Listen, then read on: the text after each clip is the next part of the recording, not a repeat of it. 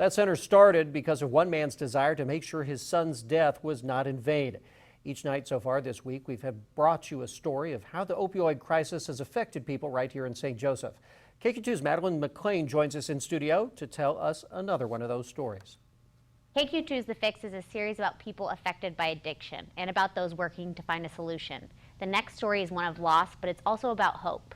Here's Mark Puckett's story. Just 2 months shy of his 30th birthday. It was a fatal mix of heroin and meth. You could see the fuse going to the bomb. Mark Puckett's son, called Little Mark, overdosed in a dope house on Jewel Street in 2016.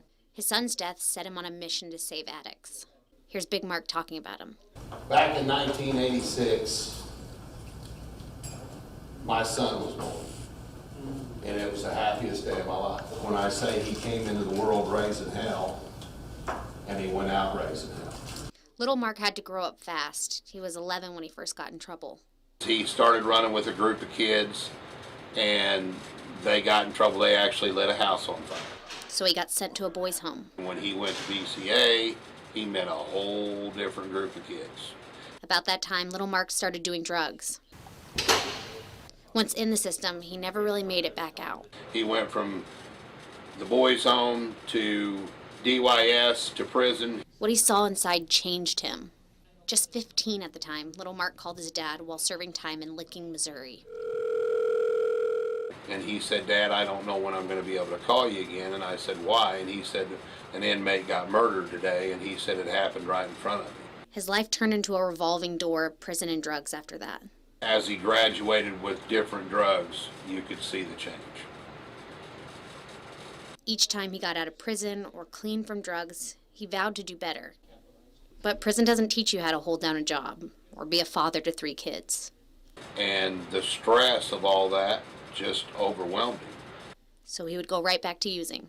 So I got the phone call from a girl that he knew, and she said she was at a convenience store, and somebody came in the convenience store and said, "Hey, did you hear about little Mark?" And the girl at the convenience store said, "What do you mean?" She said, "Oh, he overdosed last night. He's dead.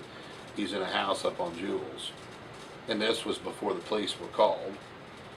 So she called me and said, "Hey, they're saying Mark's dead. Is that true?" And I'm like, "No, that's not true." But it was true. The people who gave Mark his fatal shot left his body in the house for more than 8 hours before the police were called.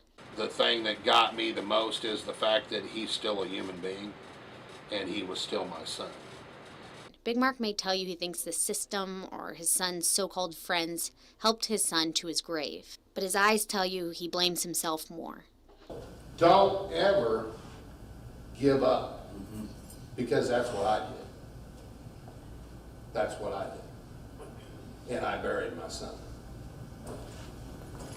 I was the last one. I didn't know that, but I was the last one.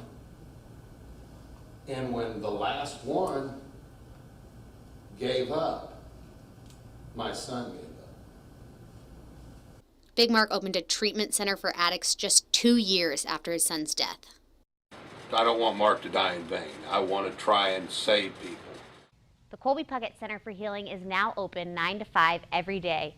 Head over to KQ2.com to see the other stories in our series.